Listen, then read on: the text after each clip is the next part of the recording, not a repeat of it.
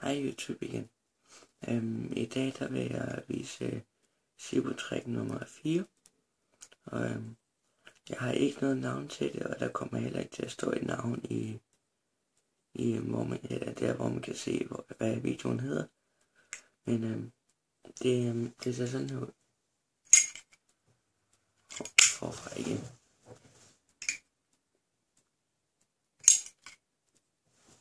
Og det er faktisk simpelt, når du får det lært. Du holder den sådan her, og fjerner langfingeren, og så åbner du den sådan der, mens du tager langfingeren ned, og så drejer du den sådan der, sådan så der har den der, og så kan du så tænde den, hvis du skal være rigtig smart ude i byen. Men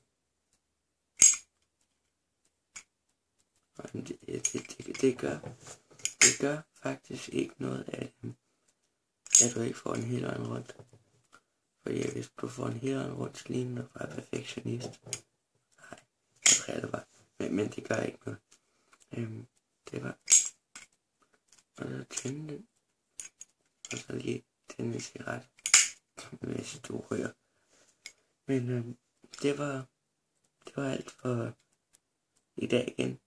I dag det er så samme dag som 1'eren, 2'eren, 3'eren og 4'eren. Jeg laver så mange videoer i dag, som jeg kan nå. Så det er ikke sikkert, at de kommer ud samme dag. Men jeg prøver. Hej igen.